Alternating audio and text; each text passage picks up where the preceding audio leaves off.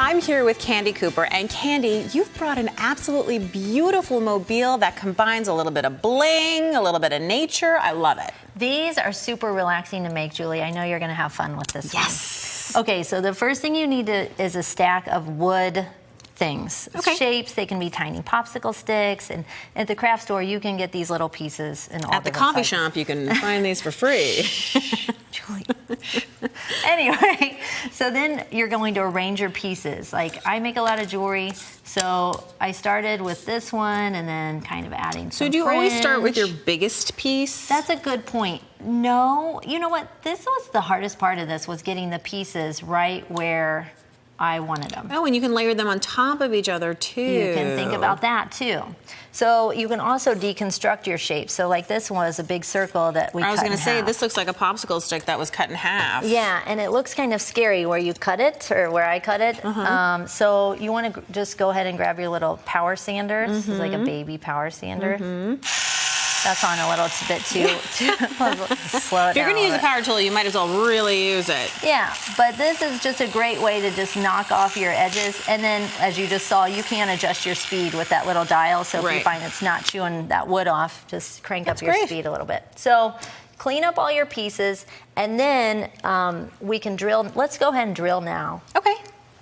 So you've got your pieces laid out. You can mark them with a pencil, or if you're working right here, you know, in the same spot. For people who've never used a drill, some safety things. You're drilling onto a wooden block, you're wearing glasses. I've got my safety glasses on because I need my eyes. Okay, you never know when something's going to flip. And then this little guy, which is how I tried to start the sander, this is how you can crank up the speed or slow it down. I know, depending on what you're drilling, like if you were drilling metal, you would need a faster speed. So you would just put your pieces down, you can mark them if you want, or not, whatever. And you just push it straight down, just a tap, until you feel the bottom layer of wood. Right, try to stay straight up and down if you can. But if you don't, it's not the end of the world. Right. Okay, so let's get to the fun doodling part. Okay, I'm ready. So can you hand me the peach and blue markers? Yes, I can. Here you go. Thank you. And so now these are great because they have two sides. I like this chisel tip when I'm coloring wide surface or big surface areas. The other thing I found when creating this mobile is that letting the wood show just kind of gave the piece a really nice natural. Yeah, so you're not coloring completely over every single inch.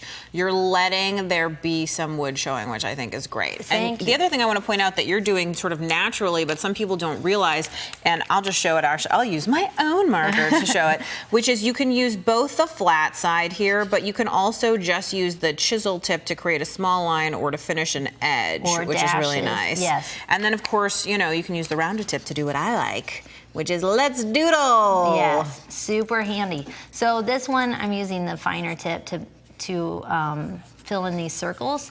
And now I'm going to be able to even over this black.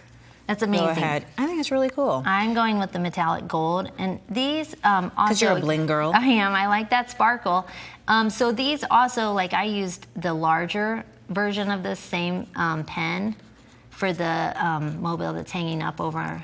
Because you can use different tip sizes. It's just like different size paintbrushes. I think sometimes people think of markers as something totally separate from paint. But actually, you know, especially with paint markers, it's just a different way of getting it onto your project. It's not a different product. That's right.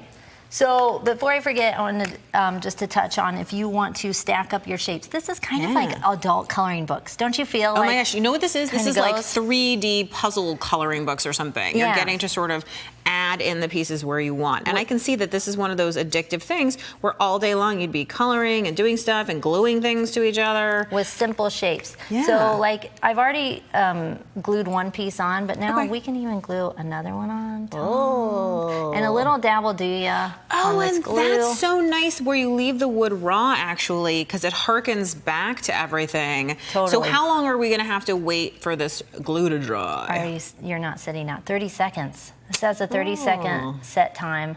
So like even let your shapes go and don't get it stuck to your finger like I am right now. Well, it's super strong, so you might want to wear gloves if you know. But even let your shapes go off. I don't know. Glue I some love that sticks, idea, how it's slightly going off. That makes a big difference. Yeah. And actually, I know it isn't completely set because it hasn't been quite 30 seconds. But look at that. That's really cool. Amazing. So then to link your pieces together, I'm just using good old-fashioned jump rings. These are about 15 millimeters. Twist open your link and then connect your pieces. And you would just keep linking them together in that same fashion, including the top. This is so cool, Candie. I love this project. I want to try it. Thank you. You rock.